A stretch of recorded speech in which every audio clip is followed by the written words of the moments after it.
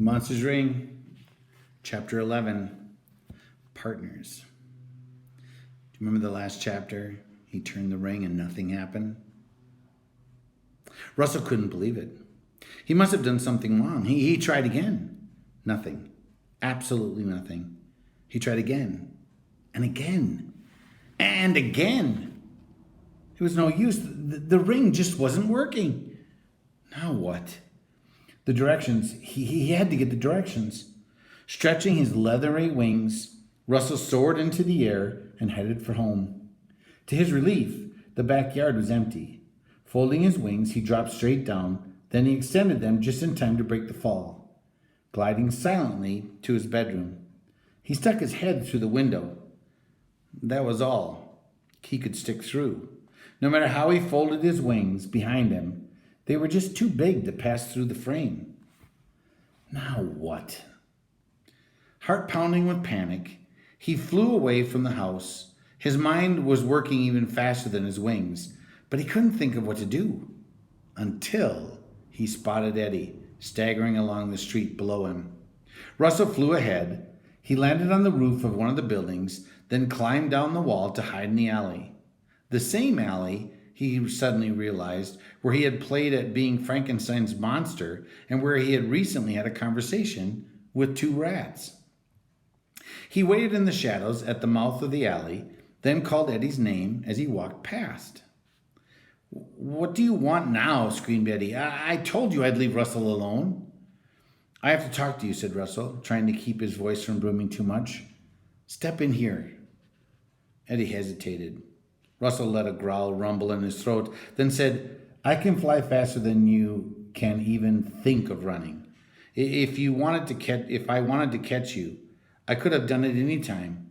I just want to talk to you. Now come in here." Well, Eddie stepped into the alley. "Follow me," said Russell. Then he walked farther along the alley than would be out of sight of the street. When he felt they were a safe spot, he turned and said, "I saved you from those teenagers, right?" "Yes." "So you know that I'm not going to hurt you, right?"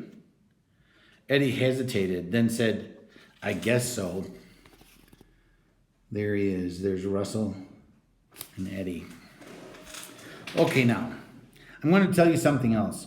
Remember how I said Russell Craniker was a friend of mine? Eddie nodded. Well, that wasn't the whole story. He paused and he said, "Eddie, I am Russell." Eddie looked blank.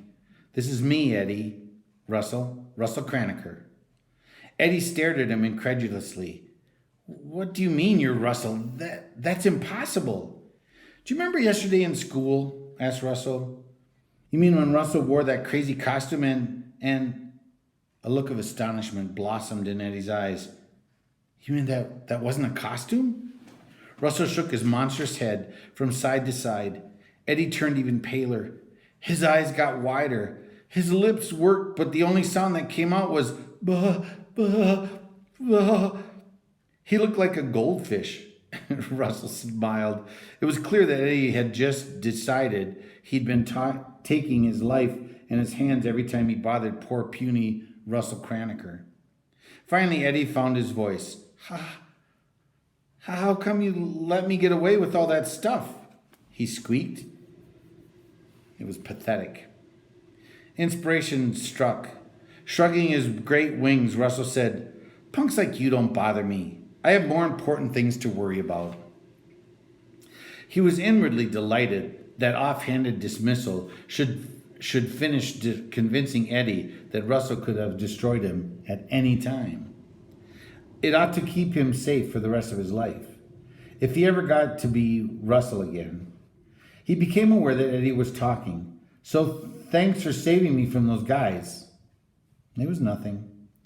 I just didn't like their style." Trying to sound casual, he added, "But as long as you appreciated it, there's something you could do to help me in return." "Sure," said Eddie quickly. "Anything.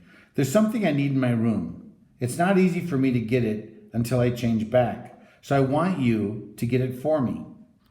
"No problem," said Eddie. "Just tell me how to get in." "Well, I'll fly you in." Eddie blanched.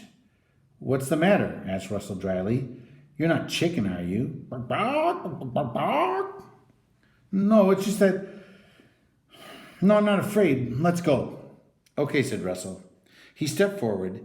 Eddie cowered back again. If I wanted to hurt you, I would have done it already, said Russell. Now turn around. Eddie did as he was told. Russell hooked his powerful hands under Eddie's arms, flapped his wings, and lifted into the air. Wow, said Eddie. This is great. How'd you get like this anyway? That's none of your business, snapped Russell. Sorry, said Eddie meekly. When they reached the house, Russell coasted to the window and put Eddie on the sill. Now listen, he hissed. In the middle drawer of the dresser, there's a small white envelope. Get the envelope for me. The fierce insistence in his voice was all that motivation Eddie needed. He scrambled through the window, then scooted to the dresser and pulled open the drawer. He turned back to the window, a puzzled expression on his face. Why does your underwear say Tuesday on it? Never mind that, snapped Russell. Just get the envelope, fast. Socks and underwear flew in all directions, and Eddie scrambled through the drawer in search of the envelope. I don't see it, he whispered. Russell snarled dangerously. Keep looking. Eddie redoubled his efforts. As he did, he heard the sound of footsteps in the hall. Eddie's head whipped around. Someone's coming. Keep looking, ordered Russell. I have to have that envelope. Eddie was wild with fear, a far different fear than he had shown at the sight of Russell.